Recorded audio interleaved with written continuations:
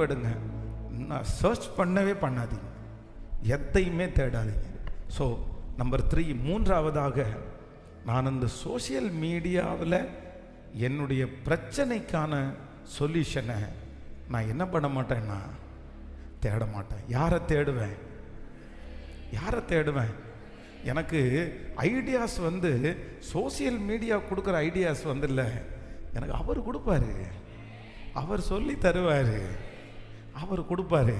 ஏன்னா நான் எப்படி போகணுன்னு யாருக்கு தெரியும்னா, ஹல்லேலூயா. சோசியல் மீடியா எனக்கு ஆப்ஷன்ஸ் கொடுத்தோம், option A, option B, option C கொடுக்கும். ஆனால் என் ஆண்டவர் ஏபிசிடி எல்லாம் கிடையாது.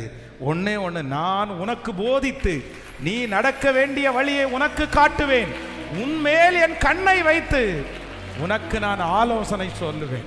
ஒரே வழி, நீ இப்படி போப்பா.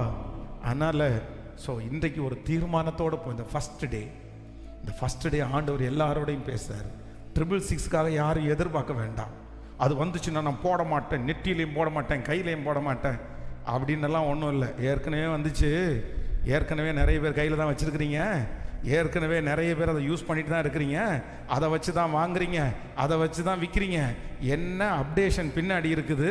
ஒருவேளை ஆண்டவருடைய வருகைக்கு முன்னாடி அப்டேஷன் அதிகமாகும், அவ்வளோதான். ஆனால் ஞானம் என்ன அப்படின்னு சொன்னால், அது நான் கர்த்தரை ஆராதிப்பதற்கு, பரலோக ராஜ்யம் வருவதற்கு அது கண்டிப்பாய் தடையாக இருக்கிற அளவிற்கு அதை பின்னாடி போக மாட்டேன். நான் அதை ஆண்டு கொள்ளுவேன், அது என்னை ஆண்டு கொள்ளுவதற்கு நான் விடவே மாட்டேன். ஹல்லேலூயா, ஹல்லேலூயா. அங்கேருந்து என்ன மெயில் அனுப்பினாலும் உங்கள் கையில் கட்டியிருக்கிற 666 மட்டும் கனெக்ட் ஆகாது. காரணம் என்னன்னா, உங்கள் கனெக்ட் கிரைஸ்ட் மேலே, உங்கள் கனெக்ட் கிறிஸ்துவின் மேலே.